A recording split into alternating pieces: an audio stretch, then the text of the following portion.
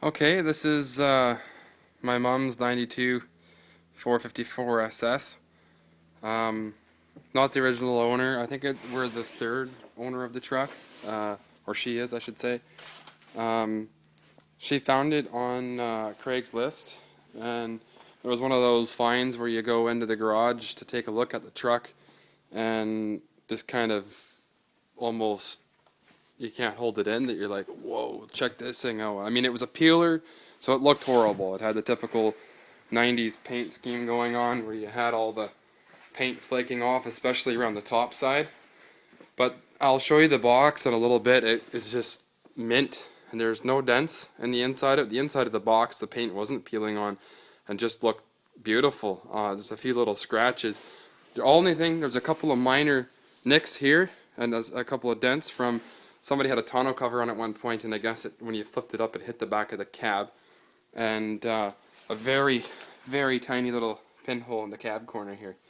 Other than that, this truck has no rust at all. The frame just had very, very light surface rust on it, so we sandblasted it a little bit and 415'd it. Somebody's added to Flowmaster series mufflers down there sideways.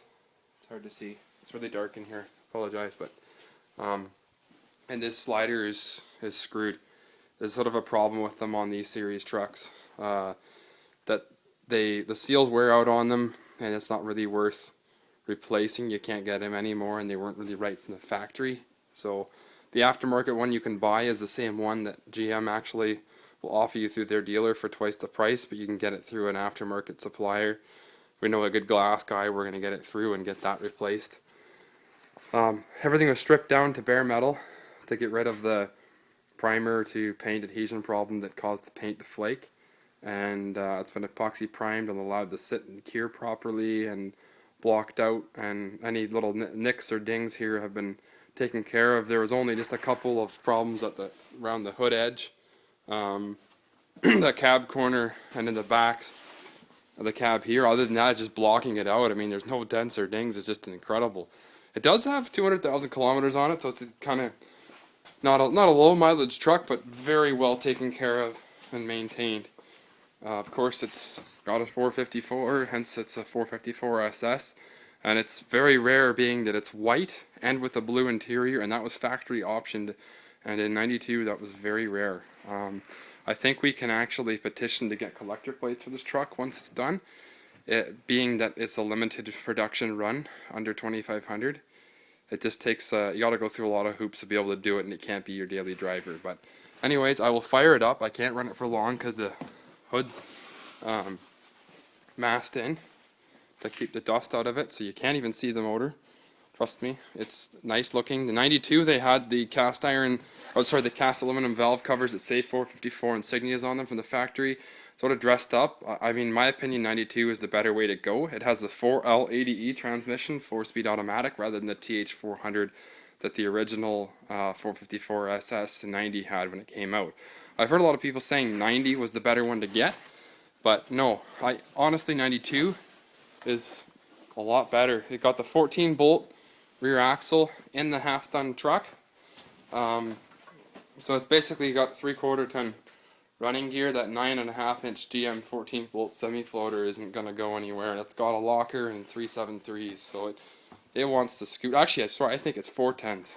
I can't remember now. I'd have to look that up, but it scoots along good. So we'll go ahead and fire it up here. I know it's really dark and you can't see much, but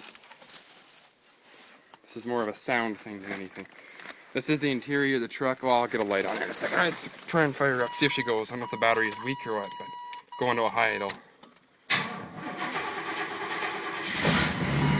Barely wanted to crank over. These old GM TBIs go onto a really high idle when they're cold. Normal, every single one of them that I've ever had do it.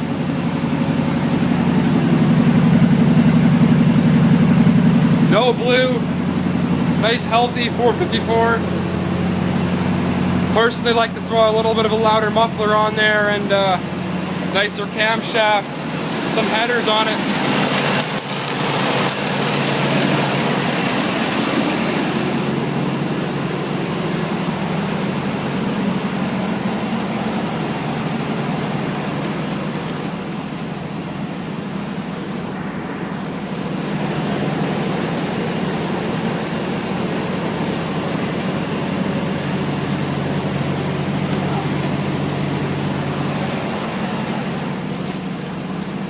course, it being a 454, it's got the 180 km/h speedo. Those are the only trucks that were ever offered with that.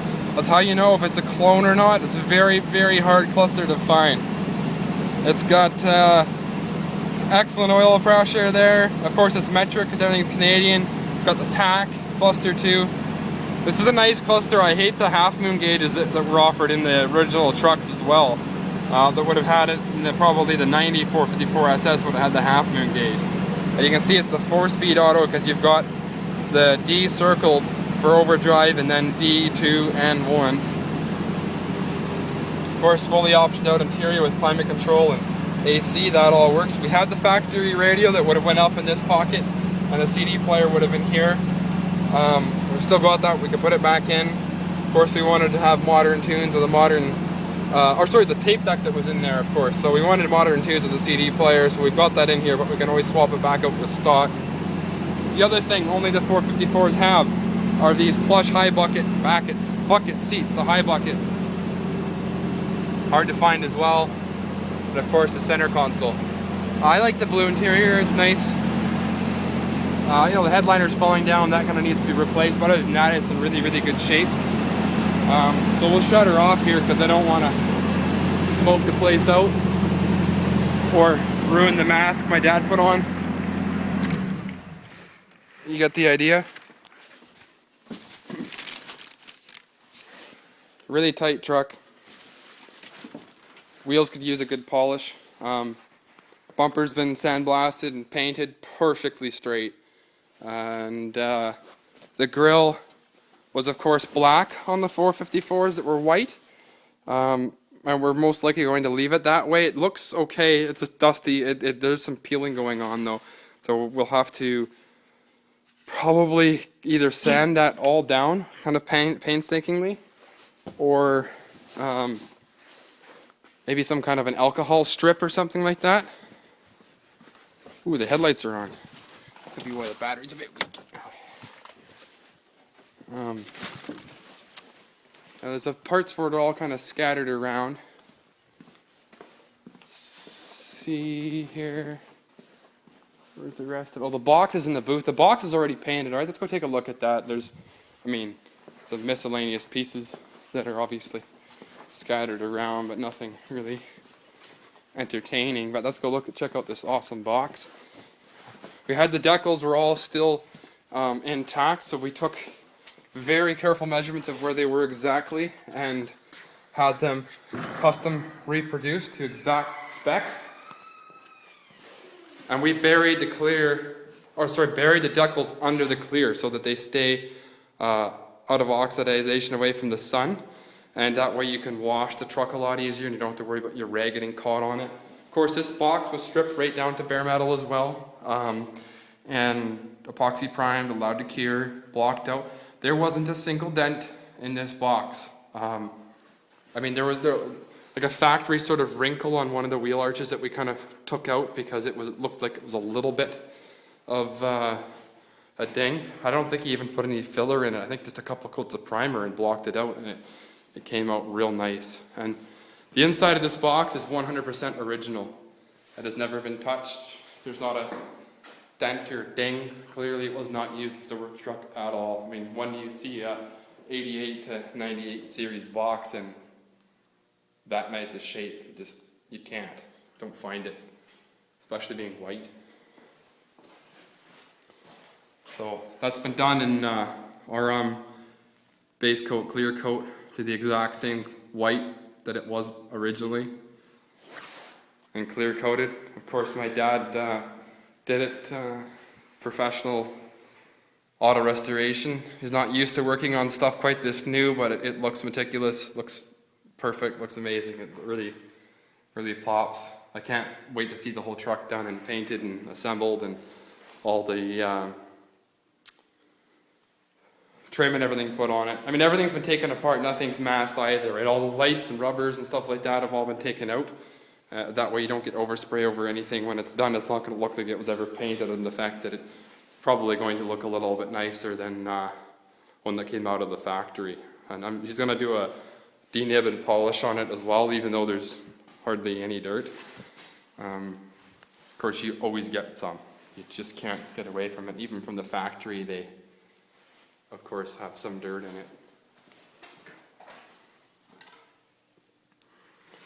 I mean, video, and this is a little bit dirty because it's been painted for a little while, but videos and pictures don't really do it justice. You kind of got to see it in real.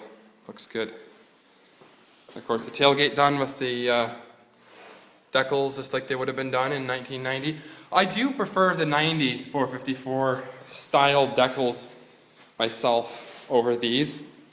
I mean, this is the way that it was, but in 92, just that they were bigger and a little bit of a different insignia than in 90, but they look still kind of cool. Okay, so that sums that up for now. I'll try and take some more videos as we get along, and once I get my hand on the performance side of things, eventually his truck's probably going to change a little bit. If I can twist my mom's arm to getting some more power in it. But I'm sure once they get it painted and put back together, they'll enjoy it for a little bit just as is. It's a nice truck. Alright, that's it.